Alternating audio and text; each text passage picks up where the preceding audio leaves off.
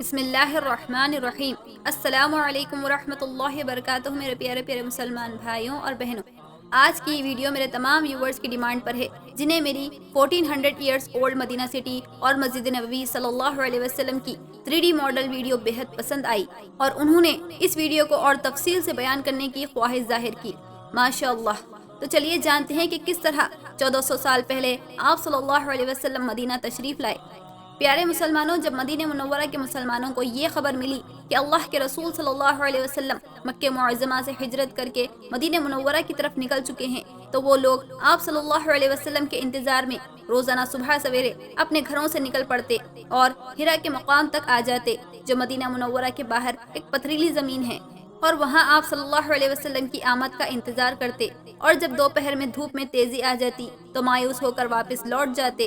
پھر ایک دن جب مدینہ منورہ کے لوگ ہرا پر جمع ہو کر انتظار کرنے لگے، لیکن دھوپ میں تیزی ہونے پر واپس لوٹ رہے تھے، اتنے ہی میں کچھ بچوں کو جو کھجور کے درختوں پر چڑھے ہوئے تھے، انہیں سفید لباس میں کچھ لوگ آتے دکھائی دیے، تو ان بچوں نے خوشی سے سارے اہل مدینہ کو چیخ چیخ کر یہ خوشخبری سنائی کہ اے لوگو، جن کا تمہیں انتظار تھا وہ مبارک ہستی آ پہنچی ہے۔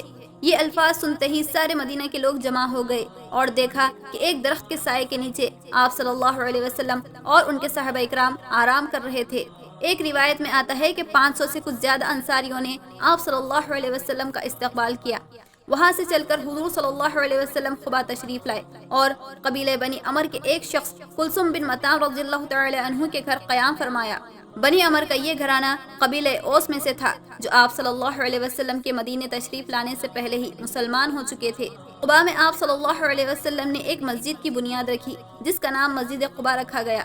پھر قباء سے آپ صلی اللہ علیہ وسلم مدینہ منورہ پہنچے، جس پر اہل مدینہ کے لوگوں کی خوشی کی انتہا نہ تھی، اور سبھی عورتیں، بچے اور مرد یہ اشعار پڑھنے لگے: طلع البدر علینا من ثنیات الوداع وجب الشکر علینا ما دعا للہ داعی ایھا المبعوث فینا جئت بالامر المطاع، جس کا مطلب ہے 14ویں رات کا چاند ہم پر طلوع ہوا ہے، جب تک اللہ تعالیٰ کو پکارنے والا اس سرزمین پر باقی ہے، ہم پر اس نعمت کا شکر ادا کرنا واجب ہے۔ اے آنے والے شخص، جو ہم میں پیغمبر بنا کر بھیجے گئے ہیں، آپ ایسے احکامات لے کر آئے ہیں جن کی پیروی اور اطاعت واجب ہے۔ پیارے مسلمانوں، حالانکہ ہمارے پیارے نبی صلی اللہ علیہ وسلم حضرت ابوبکر رضی اللہ تعالی عنہ سے 2 سال بڑے تھے، لیکن ابھی تک آپ صلی اللہ علیہ وسلم پر جوانی کے ہی آثار تھے، اور وہیں حضرت ابوبکر صدیق رضی اللہ تعالی عنہ کے بال سفید ہو چکے تھے۔ تو ہوا یہ کہ جن لوگوں نے پہلے آپ صلی اللہ علیہ وسلم کو نہیں دیکھا تھا، انہوں نے حضرت ابوبکر صدیق رضی اللہ تعالی عنہ کے بارے میں خیال کیا کہ یہی اللہ کے رسول ہیں، اور پرجوشی سے ان سے ملنے لگے، اور یہ بات حضرت ابوبکر صدیق رضی اللہ تعالی عنہ نے فوراً محسوس کر لی، اور اس وقت تک دھوپ بھی آپ صلی اللہ علیہ وسلم پر پڑنے لگی تھی۔ چنانچہ حضرت ابوبکر صدیق رضی اللہ تعالی عنہ نے اپنی چادر سے آپ صلی اللہ علیہ وسلم پر سایہ کر دیا۔ تب لوگوں نے جانا کہ اللہ کے رسول یہ ہیں۔ پھر نبی کریم صلی اللہ علیہ وسلم اس جگہ سے روانہ ہوئے۔ آپ صلی اللہ علیہ وسلم اونٹنی پر سوار تھے، اور آپ کے ساتھ بہت سارے لوگ بھی چل رہے تھے جن کی زبان پر یہ الفاظ تھے: اللہ اکبر، رسول اللہ صلی اللہ علیہ وسلم تشریف لے آئے۔ اتنے میں ہی ایک شخص نے پوچھا کہ اے اللہ کے رسول، آپ تو یہاں سے آگے تشریف لے جا رہے ہیں، تو کیا ہمارے گھروں سے بہتر کوئی گھر چاہتے ہیں؟ جس کے جواب میں آپ صلی اللہ علیہ وسلم نے ارشاد فرمایا: مجھے ایک ایسی بستی میں رہنے کا حکم دیا گیا ہے جو دوسری بستیوں کو کھا لے گی، جس کا مطلب یہ تھا کہ دوسری بستی کے لوگوں پر اثر انداز ہو جائے گی یا دوسری بستیوں کو فتح کر لے گی۔ یہ جواب سن کر لوگوں نے آپ صلی اللہ علیہ وسلم کی اونٹنی کا راستہ چھوڑ دیا، اور اس بستی کے بارے میں بعد میں سب کو معلوم ہو گیا کہ وہ مدینہ منورہ ہے۔ مدینے کا پہلا نام یثرب تھا، جو کہ ایک شخص کا نام تھا جو نوح علیہ السلام کی اولاد میں سے تھے۔ مدینہ منورہ میں نبی کریم صلی اللہ علیہ وسلم کی آمد جمعے کے دن ہوئی، اسی لیے اس روز پہلا جمعہ پڑھایا گیا، جو بنی سالم نامی مدینے کے ایک محلے میں ادا کی گئی۔ جس مسجد میں آپ نے جمعے کی نماز ادا کی، اب اس مسجد کو مسجد جمعہ کہا جاتا ہے، جو قباء کی طرف جانے والے راستے کی بائیں جانب ہے۔ اس طرح یہ پہلی نماز جمعہ تھی، اور آپ صلی اللہ علیہ وسلم نے اس نماز سے پہلے خطبہ بھی دیا تھا۔ پھر نماز جمعہ ادا کرنے کے بعد نبی کریم صلی اللہ علیہ وسلم مدینہ منورہ جانے کے لیے اپنی اونٹنی پر سوار ہو گئے، اور اس کی لگام ڈھیلی چھوڑ دی، اور اسے اپنی مرضی سے چلنے کی اجازت دے دی۔ اونٹنی نے پہلے دائیں اور بائیں دیکھا، جیسے چلنے سے پہلے فیصلہ کر رہی ہو کہ کس طرف جانا ہے۔ ایسے میں بنو سالم کے لوگوں نے عرض کیا کہ اے اللہ کے رسول، آپ ہمارے یہاں قیام فرمائیں، یہاں لوگوں کی تعداد زیادہ ہے، دولت بھی ہے اور ہتھیار بھی ہے، ہم آپ کی پوری طرح سے حفاظت کریں گے۔ آپ صلی اللہ علیہ وسلم ان کی بات سن کر مسکرائے، ان کا شکریہ ادا کیا اور فرمایا کہ میری اونٹنی کا راستہ چھوڑ دو، یہ جہاں جانا چاہے اسے جانے دو، کیونکہ یہ اللہ کے حکم سے خود چلے گی اور اسے اپنی منزل معلوم ہے۔ پھر آپ صلی اللہ علیہ وسلم نے انہیں دعا دی کہ اللہ تعالیٰ تمہیں برکت عطا فرمائے، اور وہاں سے روانہ ہو گئے۔ پھر اونٹنی بنو بیاسا کے محلے میں پہنچی۔ یہاں کے لوگوں نے بھی آپ صلی اللہ علیہ وسلم سے درخواست کی کہ وہ یہاں ٹھہریں۔ آپ صلی اللہ علیہ وسلم نے انہیں بھی وہی جواب دیا جو بنو سالم کو دیا۔ اسی طرح بنو سعدہ کے علاقے سے گزرے تو ان حضرات نے بھی یہی درخواست کی، جس پر آپ صلی اللہ علیہ وسلم نے پھر یہی جواب فرمایا۔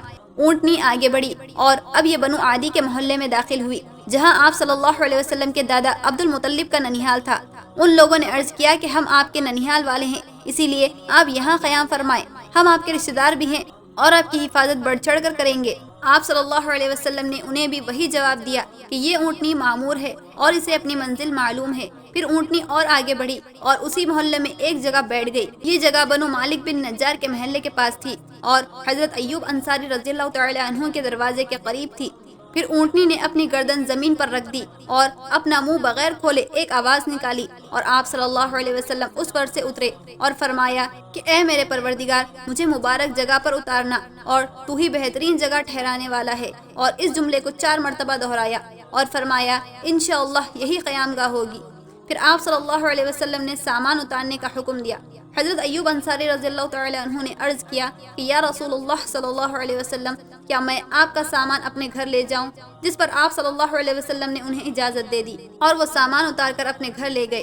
پھر اسی وقت حضرت اسد بن زرارہ رضی اللہ تعالی عنہ آ گئے۔ انہوں نے اونٹنی کی لگام تھام لی اور اونٹنی کو اپنے گھر لے گئے اور اپنا مہمان بنایا۔ آپ صلی اللہ علیہ وسلم حضرت ایوب انصاری رضی اللہ تعالی عنہ کے گھر اس وقت تک ٹھہرے جس وقت تک مسجد نبوی اور اس کے ساتھ آپ صلی اللہ علیہ وسلم کا حجرہ تیار نہیں ہو گیا۔ آپ تقریباً 11 ماہ تک وہاں ٹھہرے رہے۔ جب نبی کریم صلی اللہ علیہ وسلم کوفہ سے مدینہ منورہ تشریف لائے تو آپ کے ساتھ کئی مہاجرین اور صحابہ اکرام بھی مدینہ آ گئے تھے۔ اس وقت مدینہ کے انصاریوں کا جذبہ قابل تعریف تھا۔ ان سب کی خواہش تھی کہ مہاجرین ان کے یہاں ٹھہریں، اور نہ صرف انہیں اپنے ساتھ مہمان بنا کر لے گئے بلکہ ان پر اپنا مال اور دولت بھی خرچ کیا۔ پھر آپ صلی اللہ علیہ وسلم مسجد بنانے کی فکر میں لگ گئے، اور جس جگہ آپ صلی اللہ علیہ وسلم کی اونٹنی بیٹھی تھی وہیں پر نبی کریم صلی اللہ علیہ وسلم نے مسجد نبوی کی تعمیر کرنے کا فیصلہ کر لیا۔ وہ جگہ 2 یتیم بھائیوں سہل اور سہیل کی تھی، چنانچہ حضرت ابوبکر صدیق رضی اللہ تعالی عنہ نے وہ جگہ خرید لی اور اسے مسجد کی تعمیر کے لیے وقف کر دیا۔ پھر مسجد کی تعمیر کا آغاز کیا گیا۔ سب سے پہلے آپ صلی اللہ علیہ وسلم نے اپنے دستے مبارک سے مسجد کی پہلی اینٹ رکھی، پھر سارے مسلمانوں سے فرمایا کہ اب پتھر لگانا شروع کر دو، جس کے بعد تمام انصار، مہاجرین اور صحابہ اکرام نے بڑھ چڑھ کر حصہ لیا، اور خود آپ صلی اللہ علیہ وسلم نے اپنے ہاتھوں سے مسجد نبوی کی تعمیر میں مدد فرمائی۔ سبحان اللہ۔ مسجد نبوی کی دیواریں کچی اینٹوں سے بنائی گئی اور چھت میں کھجور کے پتوں اور مٹی کا استعمال کیا گیا، اور پلر کے لیے کھجور کے درخت کے تنے استعمال کیے گئے۔ مسجد نبوی کے 3 دروازے بنائے گئے، ایک کا نام باب الجبرائیل، دوسرے کا نام باب الرحمہ اور تیسرے کا نام باب النساء رکھا گیا۔ اور مسجد نبوی کے ساتھ ہی حضرت عائشہ رضی اللہ تعالی عنہا اور حضرت سودا رضی اللہ تعالی عنہا کے 2 حجرے بنائے گئے، اور ساتھ ہی اصحاب صفہ یعنی جن صحابہ اکرام کی شادی نہیں ہوئی تھی اور جن کے پاس گھر نہیں تھا، ان کے لیے یہ جگہ مسجد نبوی کے اندر بنائی گئی تھی۔ مسجد نبوی کی تعمیر ہونے تک آپ صلی اللہ علیہ وسلم نے حضرت ایوب انصاری رضی اللہ تعالی عنہ کے گھر ہی قیام فرمایا۔ مسجد کی تعمیر مکمل ہونے کے بعد نبی کریم صلی اللہ علیہ وسلم نے حضرت زید بن حارثہ اور حضرت زید بن رافع رضی اللہ تعالی عنہ کو مکہ بھیجا تاکہ وہ حضور صلی اللہ علیہ وسلم کے گھر والوں کو مدینہ لے آئیں، اور انہیں سفر میں خرچ کرنے کے لیے 500 درہم اور 2 اونٹ دیے۔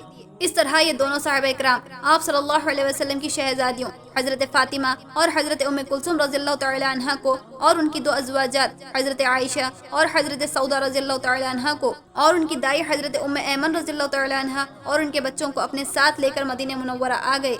حضور صلی اللہ علیہ وسلم کی 2 اور بیٹیاں حضرت زینب رضی اللہ تعالی عنہا اور حضرت رقیہ رضی اللہ تعالی عنہا کی شادی ہو چکی تھی تو انہیں ہجرت کرنے سے روک دیا گیا، لیکن پھر بعد میں حضرت رقیہ رضی اللہ تعالی عنہا نے اپنے شوہر کے ساتھ ہجرت کی، اور کیونکہ حضرت زینب رضی اللہ تعالی عنہا کے شوہر ابھی مسلمان نہیں ہوئے تھے تو انہوں نے اکیلے ہی مدینہ ہجرت کی، لیکن بعد میں ان کے شوہر حضرت ابو العاص بن رضی اللہ تعالی عنہ نے اسلام قبول کر لیا تھا۔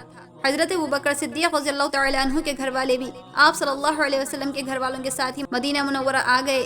پھر ہجرت کے تقریباً 17 مہینے کے بعد قبلہ تبدیل ہوا۔ پہلے مسلمان مسجد اقصی کی طرف رخ کر کے نماز ادا کیا کرتے تھے، لیکن اللہ کے حکم سے قبلہ تبدیل ہونے کے بعد کعبہ شریف کی طرف رخ کر نماز ادا کرنے لگے، اور مسجد نبوی میں بھی قبلے کی جگہ کو تبدیل کر دیا گیا، اور پہلے جہاں اصحاب صفہ تھا اسے پیچھے کر کے کعبۃ اللہ کی جانب رخ کر کے نماز کی ادائیگی شروع کی گئی۔ پھر غزوہ خیبر کے بعد مسجد نبوی کی 50 بائی 50 میٹر کی توسیع کی گئی اور 2 حجروں کا اضافہ کیا گیا، جس میں سے ایک حجرہ امہات المومنین حضرت حفصہ رضی اللہ تعالی عنہ کا تھا اور دوسرا حضرت فاطمہ رضی اللہ تعالی عنہ کا تھا۔ پھر بعد میں جیسے جیسے آپ صلی اللہ علیہ وسلم کی شادیاں ہوتی گئیں، ویسے ویسے امہات المومنین کے حجرات میں بھی اضافہ کیا گیا۔